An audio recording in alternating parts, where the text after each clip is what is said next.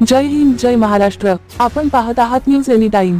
पाहूया महत्त्वाची बातमी। भडगाव तालुक्यातील कजगाव येथे विद्युत पुरवठा करणारी तार स्थलांतरित करण्याची नागरिकांची मागणी। महावितरण अधिकाऱ्यांचे दुर्लक्ष, विद्युत तारांमुळे जीवितहानी होण्याचा धोका।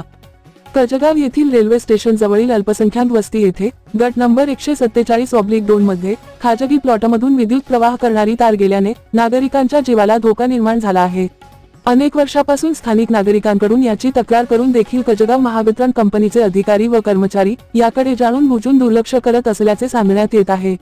या विद्युत प्रवाह करणाऱ्या तारेमुळे जीवितहानी होण्याचा धोका असून देखील संबंधित महावितरणचे अधिकारी याची दखल घेत नसल्याने स्थानिक नागरिकांकडून सांगण्यात येत आहे।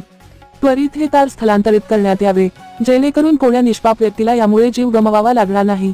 महावितरण कंपनीने स्वतःच्या मेंटेनन्स खर्चामधून विद्युत पुरवठा करणारी तार काढावी। महावितरण कंपनीची चूक असून देखील गरीब अल्पसंख्याक प्लॉट धारकांनी स्वतः खर्चातून हे काम करावे असे देखील संबंधित अधिकाऱ्यांकडून सांगण्यात आले आहे।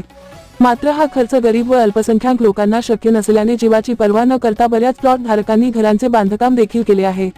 मात्र शासनाच्या नियमाने खाजगी प्लॉटवरून तार गेल्याने महावितरण कंपनीने स्वतः मेंटेनन्स मधून खर्च करून विद्युत तार स्थलांतरित करावी। त्याचा खर्च गरीब व अल्पसंख्याक जनतेच्या माथी मारण्याचे काम महावितरण कंपनीने करू नये, अन्यथा नागरिकांकडून तीव्र असे आंदोलन करण्यात येईल असा देखील इशारा नागरिकांनी दिला आहे। यासंबंधी स्थानिक अधिकारी मनमानी कारभार करत असून याकडे दुर्लक्ष करत आहे। मात्र विद्युत प्रवाह करणारी तार रस्त्याकडून न नेता खाजगी प्लॉट मधून टाकण्याची चूक महावितरण कंपनीकडून झाली असून संबंधित अधिकाऱ्यांनी त्वरित तार रस्त्याच्या बाजूने नेऊन विद्युत पुरवठा सुरळीत करावा, जेणेकरून भविष्यात कोणाच्या जीवाला धोका होणार नाही। जर जीवितहानी झाली तर याला सर्व जबाबदार कजगाव महावितरण अधिकाऱ्यांची राहील असे देखील नागरिकांकडून सांगण्यात येत आहे। कजगाव प्रतिनिधी अमीन शाह यांची रिपोर्ट। सदर गट नंबर 147/2 यामधील काही जे प्लॉट धारक आहेत त्यांच्या घराच्या वरनं जे विद्युत प्रवाह गेलेला आहे तो त्वरित प्रशासनाने व महावितरणाच्या कर्मचाऱ्यांनी हा लक्ष देऊन, जातीने लक्ष देऊन हा जे तारा लोमकणाऱ्या तारा आहेत त्या लवकरात लवकर काढण्यात यावे। कारण की या तारांमुळे होणाऱ्या दुर्घटना आहेत त्या टाळता येतील। अन्यथा हा जो विषय, जो गंभीर विषय बनत चाललेला आहे दिवसेंदिवस, आता लोक जे लहान मुलं इथं खेळतायत, जे लोक घर बांधणार आहेत त्यांच्यासाठी ते जागा सोडावी लागते।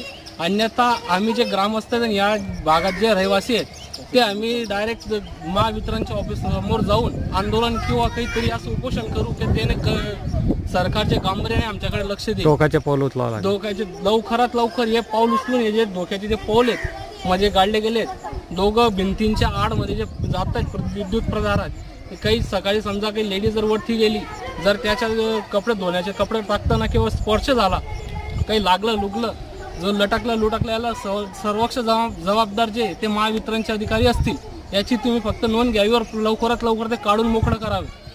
पलाट इथे घर बांधण्यासाठी मी पत्रिका अर्ज सुद्धा दिलेला आहे। गट नंबर 147/2 मध्ये पलाट नंबर 7 आहे माझा। त्याचे मी घरकाम बंद केलेलं आहे, घरकाम होऊ नाही शकतं, याच्यामुळे तार माझे पलाटवर गेलं आहे, ते तार पुढे घेण्याची विनंती आहे। तक्रार दिली आहे का तुम्ही? दिलेली आहे। चालेल।